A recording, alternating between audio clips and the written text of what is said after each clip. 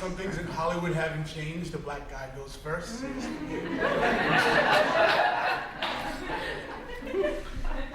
It's 2005, and it's turned out to be a highlight year for my life. It would actually become a benchmark year for me. I'm finally making strides at the record company.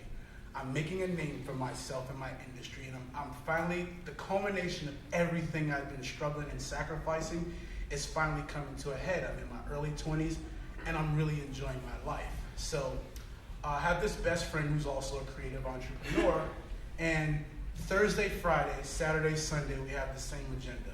Parties, parties, parties. Bars, bars, bars. Girls, girls, girls. We had similar interests, similar tastes. We liked the same kind of girls. And unfortunately, we actually liked the same girl. And she liked both of us. So that situation ended really badly on both fronts, and both of those relationships ended pretty abruptly. So I've got this wonderful professional life going on, and I had this moment where I'm just kind of down. Like I need a win. I don't have a best friend. I don't have a wingman anymore. So I need that thrill, and I need a win. So I had this other group of friends who party a little bit too hard for me on a normal basis. So I just kind of keep my distance. And you know, the Jersey Shore types, like they live to hook up. Like that's just their thing. So the type of guys that when you go out with them, you need your starter kits, like condoms, bail money, emergency contact information, you just have to have it. So I call them and like, hey, what are you guys doing? It's like, hey, we're in Times Square. We're gonna go out looking for girls tonight. I'm like, okay, good. I need a win. And the part that I actually just left out is that I'm so down at the time. I do what a young, early 20s black kid with no real responsibility does.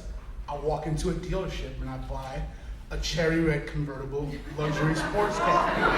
So at this time, I've got this amazing car, and it's like beautiful, right? It's like a +2 car. So if you sit in it, you're +2. So as you can imagine, as a 9, when I sat in it, I was like an 11. So I'm like, I'm not getting out this car. So I drive my car into Times Square to meet these friends, and they've got these caravan of cars double parked. And I pull in behind them, and when I get out of the car, on cue, they're arguing about who gets the most girls. So again, I'm kind of down, I need a win. I jump in the conversation. I'm like, you motherfuckers can't hang with me. And they all just bust out laughing, and they're like, yeah, you only get girls when you're standing next to famous people, right? So I'm like, that's not my situation. So someone comes up with this brilliant idea. How about we spend the night getting phone numbers? Let's all put $100 in this hat, and whoever gets the most phone numbers at the end of the night can keep the pot. I'm like, shit, I'm down, let's do it. We all put our $100 in the hat, and we go on our way. So we're gonna spend the night club hopping and bar hopping. So immediately, as soon as I get in my car, I'm like, shit, I'm nervous now. This is what these guys do, and I just kind of put myself out there. So my first strategy was, quality goes out the fucking window. Like, I'm gonna remove all my standards, and it's just about quantity tonight, because I need the win. So we're on our way to the first club, and I'm looking around, tops down, music's blasting, and there's this girl walking in front of me, like, stuffing her face with French fries, like she's looking for the last one in the bag, like I know there's one in here. And I'm like, hey, babe, let me get a French fry.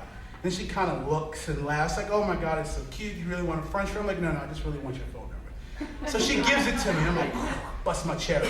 Now I'm feeling my mojo. So we go to the next bar, and we make our rounds there. And again, the interesting night for me wasn't in the bar, and that's not where I felt the most confident. I'm like, I'm gonna do my damage in the car. So on the way to the next spot, I pull up in the car to a red light, and there's a group of girls in the car next to me, and they're like, hey, nice car. I was like, won't you come give it a test drive? And she's like, are you serious? I'm like, hell fucking yeah. So this girl gets out of her car, walks around, I get in the passenger side of my car, her friend gets in the driver's seat of her car, and now this random girl is just driving my car. And she's like, where are we going? I'm like, well, follow the rest of those cars. We're on our way to another club. So we ended up exchanging information, and then her and her friends went on their way. So I'm like, I need to level the playing field. And at the time, at the label, Jay-Z was my boss, and we had this club on 25th Street, 4040. So I'm like, I know the guys at the door, so there's gonna be a line of girls outside.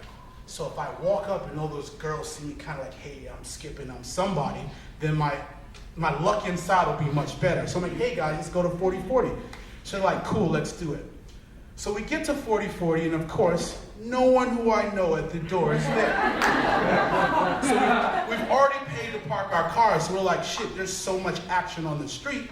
Let's just see what happens out here and, just harass the girls on the street like we do in New So, we're getting phone numbers, we're running around, we're chasing girls, and in the distance, I see this girl, and I'm like, oh my God, she's like strikingly beautiful. It's like, it's not about the game at this point. I'm like, I really like this girl. So I'm like, shit, I need a really good line. As I'm walking over to her, it was her and her friend. It's like, this one's gotta be good.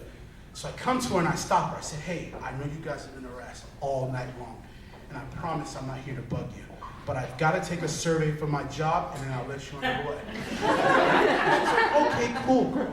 What's the survey? I said, well, I'm with the handsome men who heal hearts. And I need to see just how long it's gonna take before I can make you smile.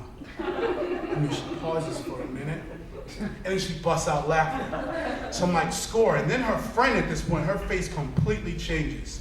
She just goes from curious to upset now, like this energy wasn't directed towards her. So she's like, okay, I'm ready to fucking go, like, let's go.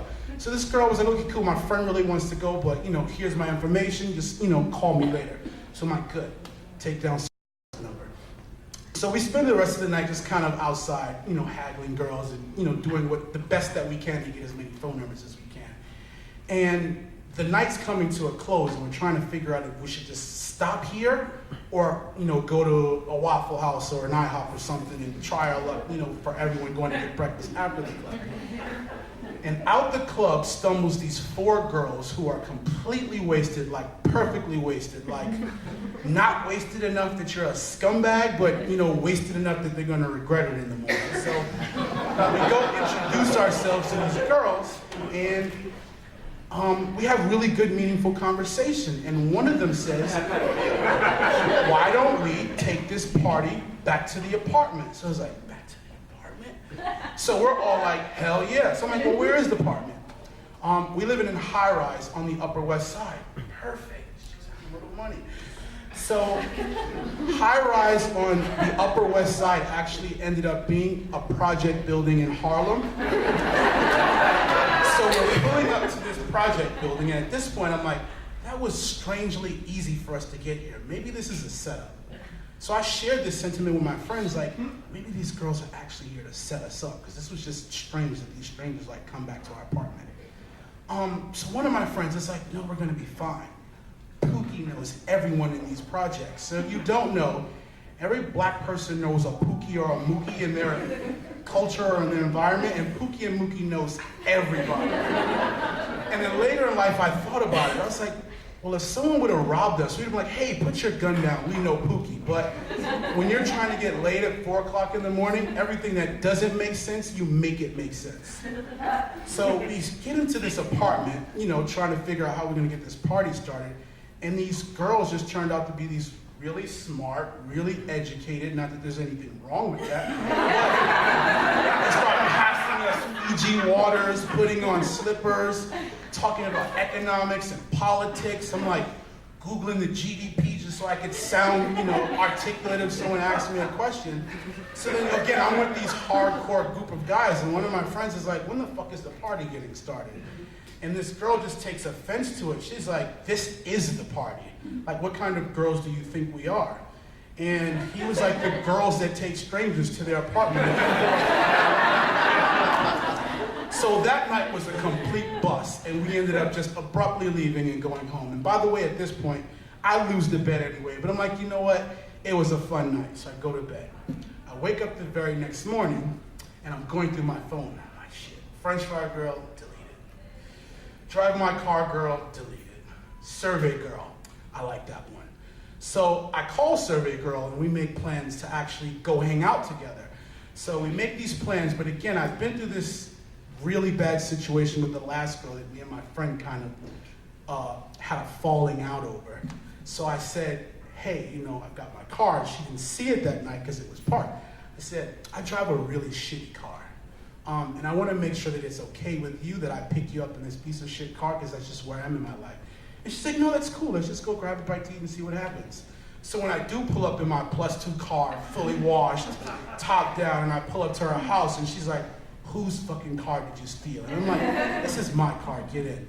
So we're driving, on our way to have dinner, and then her phone rings, and something really serious is happening, it's going on, and she just looks very frazzled. I'm like, is everything okay? And she's like, I'm really sorry, but I've got a family emergency, and I've really got to go back home. So I'm feeling kind of down and worried for her, so I drop her back home. So then I go catch up with the Rat Pack, because they're having another Let's Go Find Girls weekend. And they're like, what's wrong? And I'm telling them, you know, the girl I met, you know, survey girl, something's wrong with her parents. He's like, well, what happened? I went on the date, she got a phone call, and they go, oh my fucking God, you got panic buttoned. So I was like, what is panic button? It's like she met you at nighttime, but when she saw you the next day, she texted someone panic button and they hit her with the fake phone call. So I'm like, no, it was really serious. It was really serious.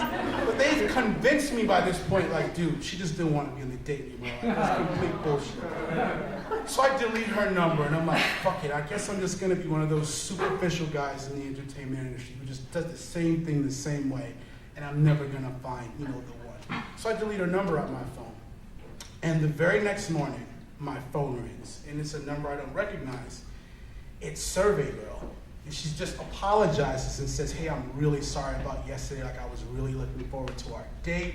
And by this time, my expression on my face changes. I'm feeling good. I didn't get panic button. So she's like, you know, let's go back out. When can you know, convene this date? Because I really want it to happen. And I'm just so sorry. And she explained the circumstances to me, and it was really serious. And from that day on, up until now, you know, Tracy and I have been together every single day.